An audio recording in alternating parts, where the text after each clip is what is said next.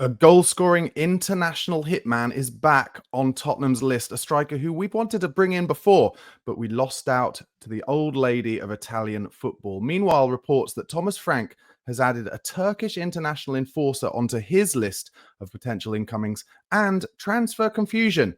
As reputable sources suggest, we're back in for a pacey Burnley centre-half, whilst others quickly denied that to be the case. Is it all agent talk? Just another day in the world of Tottenham transfer news. Guys, thank you so much for watching and listening wherever you are. If you're on YouTube, please do give this video a like. Please do subscribe to the channel if you haven't already. And you can become a member, just £1 a month. And it really helps me make this daily content for you. All details of how are in the description box below. But let's get started. And some really interesting news came out yesterday, actually, from The Athletic, that Brentford did in fact contact Big Ange Postecoglou about potentially replacing Thomas Frank as manager. He could have succeeded him. They had conversations, but in the end, Brentford promoted Keith Andrews. Now, how would you guys have felt if Spurs and Brentford had done the ultimate manager swap? We get Thomas Frank in, and Brentford had got Big Ange Postecoglou. My instinct is that Brentford would have really liked the attacking prowess of Big Ange's style. However, I reckon once having talked to him, they would have just found it far too dangerous to potentially bring in a man whose defensive record within the Premier League was so diabolical, and especially with players who are, let's face it, certainly on paper, more talented than what Brentford have. And also, of course, there has been a little bit of a destruction of Brentford's team, not only the managerial team and the staff, but also with Mbeumo about to go, seemingly if Manchester United can ever get themselves in gear and actually just pay the price that Brentford want, which, by the way, is reported to be £65 million, but United not willing to go above 60. But if assuming that will happen at some point towards the rest of the end of the window or the rest of the window. Also, Norgard, of course, has gone to South Woolwich. So I don't know if Big Ange Postecoglou would have had the tools necessary to do as well at Brentford as Brentford have done in previous years. But I have to say, from my personal point of view, I would have loved to see Ange back in the Premier League first opportunity. And do you know what, though? Just playing devil's advocate a little bit, it would have, I think, heaped pressure on Thomas Frank at Spurs. I mean, there's pressure on him already, but imagine the pressure if, say, Big Ange Postecoglou had joined Brentford and then had a better start at Brentford than Frank had at Spurs.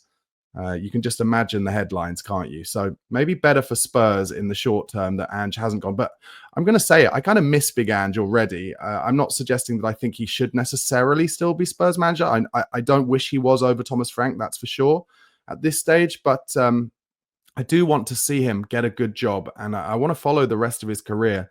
I really like him as a bloke. Yeah, he's scratchy. Yeah, he has his moments. The cupping of the ears, the talking down a little bit to female pundits and interviewers, sorry.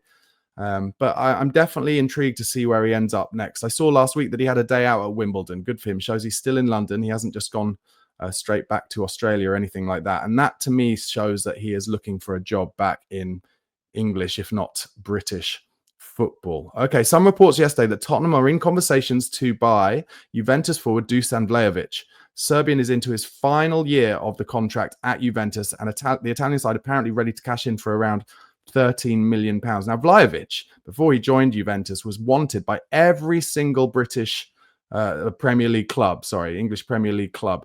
Arsenal have been sniffing around him. Spurs really wanted Vlahovic, really strongly on their list. Now, he's done well at Juventus. He scored goals, but he hasn't kind of ripped it up and become their most important player. And it has coincided with a period of time where Juventus have kind of Manchester United themselves, basically the equivalent of Man United, but in Serie A. They've dropped off a cliff. But I do like Vlahovic as the number 9, and he's still only, I think, 25 years old. He hasn't even reached his peak yet. There had been some reports before yesterday that actually Juventus and Vlahovic were in discussions to maybe terminate his contract with a mutual agreement.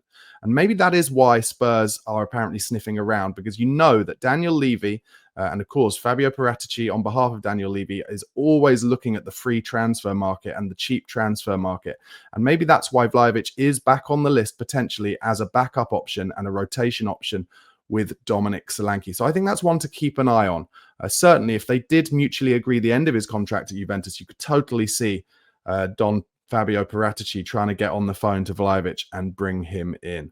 Other reports yesterday that Thomas Frank and the Spurs recruitment team, so Johan Lange, have added Orkun Koksu to their transfer targets. He's a Turkish international, plays for Benfica, probably mispronounced his surname, so apologies for that. Any Turkish fans, please do let me know how to pronounce it in the comments. He's keen to speak to Spurs to establish how serious they are in terms of potentially wanting him at the club. And Benfica want about £35 million to sell the midfielder. Let's see what happens with that one. Okay, the reports yesterday afternoon were that Spurs and Burnley had resumed talks for defender Maxime Esteve. Now, this is a player that Spurs were in talks with potentially signing back in January. Sources suggest that a deal would cost around €30 million, so about between 20 and 25 million pounds, with Burnley now more open to selling potentially than they were in January. Esteve, of course, is open to the move and personal terms would not be an issue. But then straight away, Paul O'Keefe came out, said that Tottenham have denied that they are in talks with Maxime Esteve. And then Don Fabrizio Romano, the transfer king, came out and said that Esteve is attracting interest from several clubs this summer, but no approaches or talks have been made with Tottenham so far. So this, to me, is another classic example of agent speak. I wonder if basically the agent of Maxime Esteve leaked that there was some interest and conversations with Spurs to try and maybe quicken up some interest from other clubs, and then very quickly the Spurs recruitment hierarchy leaked to the likes of O'Keefe and Romano that there was no interest in that whatsoever. Okay, the latest on Mohamed Kudus is that Spurs are expected to table an improved bid for him this week. This is according to Mail Sport. The player has made it clear that he wants to join Spurs. Of course, he turned down apparently late last week an option to potentially talk to Bayern Munich about joining them. He's really keen to stay in London and join Tottenham Hotspur. West Ham are willing to sell him for less than his £85 million release clause, with Tottenham looking to get him for between 50 and 60 million pounds, but West Ham want between 60 and 65 million pounds. It also came out yesterday that Kudus has no intention of staying at West Ham beyond this summer. So West Ham are a little bit in between a rock and a hard place, aren't they? Because they know their player wants out. They know he wants to join one particular club. And that particular club in this instance is the club they least want to negotiate with. And Daniel Levy, in knowing that, is trying to leverage it to get as good a deal for him as he can. Now, from my point of view, I said it yesterday on my live show, I'll say it again, just get the deal done, Daniel. Get him in for Thomas Frank so he can learn all about playing for Thomas Frank's Tottenham Hotspur team. Let's just make it happen. Spurs still apparently keen on signing Southampton winger Tyler Dibbling this summer. However, Man United, Forest and West Ham also interested in the teenager. Southampton have slapped a 55 to 65 million euro price tag on the England under-21 international. That's according to Plettigol in Germany. Listen, Tyler Dibbling, there's no way they can get 55 to 65 million euros for Tyler Dibbling. This to me strikes as one of those transfers that happens quite often, where it's a player that Tottenham have had on their list and the asking price is absolutely astronomical. And then what happens is he ends up going to another team. So in this instance, I could imagine, seeing as Elanga is about to join Newcastle from Nottingham Forest and seemingly Kudus is about to join Spurs from West Ham, I could imagine Dibbling going to Forest or West Ham, and then the amount that the actual transfer goes through for is way lower than the valuation that Tottenham had been told. So in this instance, the valuation is between 55 and 65 million euros. I bet he ends up going to Forest or West Ham, probably West Ham, for 25 million. That's what I reckon he'll go for in the end, between 20 and 25 million pounds. He's clearly a talent, but he's very young. He's not played a lot of Premier League games, Tyler Dibbling. So I think it's one that maybe Tottenham will be a little wary of paying big money for. Okay, obviously yesterday there was an interview between Thomas Frank and Johan Lang and Ben Haynes on the Spurs official channels. Thomas Frank discussed the type of person he wants in his team. He says they need to be people that understand that we are a unit and that we need to work hard together. So he's all about the team, working 110%, etc., etc. He also outlined what roles his coaching staff members will have. Justin Cochran will be focused on the offensive part of the game and some training planning. Andreas Georgeson, the assistant coach, will be focused on set pieces and playing from restarts. Now, Do you remember Brentford had that amazing run last season? I think it was like 3 or 4 games where they scored within the first minute after restarts. One of them was against Spurs. And I don't feel like, and feel free to tell me I'm wrong in the comments, but I don't feel like Spurs have ever really coached or cared about restarts. The only goal I can think of where we scored within the first minute was at Wembley. Do you remember Christian Eriksen against Manchester United? And even that just seemed like a hopeful punt forward. In the modern day, I think any benefits you can get from any set pieces, including throw-ins and restarts, have to be taken seriously. Remember that Liverpool under Jurgen Klopp had that throw-in coach, and they were really excellent.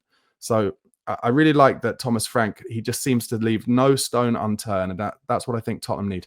Okay, Matt Wells will be focused on the defensive side of the game and contributing to training. Cameron Campbell, an individual coach big on aiding player development. Fabian Otter is the goalkeeping coach, who of course has replaced Rob Birch. Chris Haslam, head of performances, focuses on the physical part of football training. That is something that Tottenham need to improve and need to get right.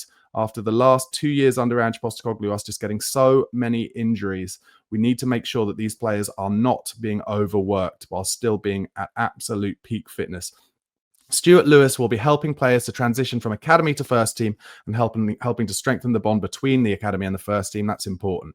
So that is really interesting that we've heard directly from the manager as to what coach will be doing which. This is kind of a very different communication level than we had under Ange Postecoglou, where, I mean, he would get asked questions about what Mile Jedinak did in press conferences, and he would kind of spikily answer and say he didn't need a set piece coach because Mile Jedinak would do it. Well, Frank is the opposite, wants everyone to know. And I think this is probably another trickle down from Vinay Venkatesham coming in as CEO, and one of his big one of the big things that he's keen to implement in the club is better communication between the club and the fans at all levels, and I'm here for it.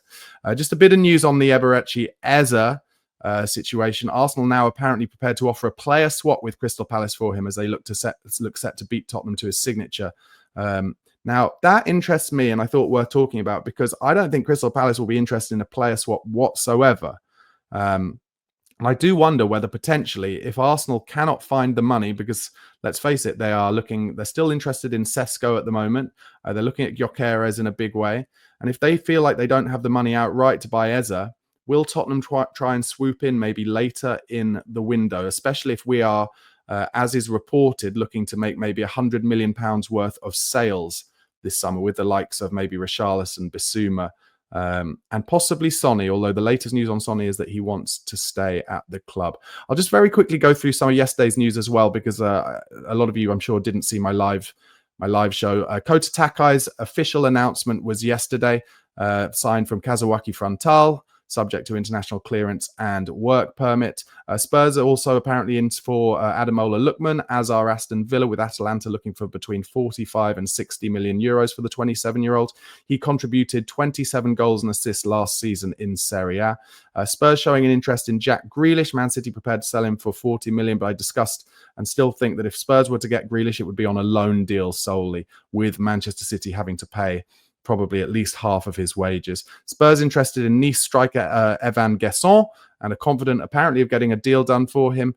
He had 23 goal contributions last season in Liga and is said to be available for just 20 to 25 million pounds. Spurs have not received a new bid for Christian Romero. Thomas Frank, rumoured to be or understood to be excited about the prospect of working with him. Atletico unwilling to meet his value of £70 million that Daniel Levy has put on him, and Atletico are hoping that his desire to join them will impose itself, and that will force Spurs to lower their demands. And yesterday, a deal was agreed between Spurs and Rosario Central that sees Alejo Valise go back to his previous club on loan. All right, guys, thank you so much for watching and listening. Once again, please do give this video a like if you're on YouTube. Please do subscribe to the channel if you're not already for daily Tottenham Hotspur transfer news throughout this summer. I'm very confident that all the transfer business will ramp up as Thomas Frank gets further into his tenure and sees all of the players in training and really gets a full understanding of what is needed. Also, you can nominate me for an award in the Football Content Awards. I put a link in the description box and suggested a couple of awards. If you could just go to that link and give me a nomination, that would be really brilliant. All right, enjoy your Wednesday, guys. Come on, you Spurs.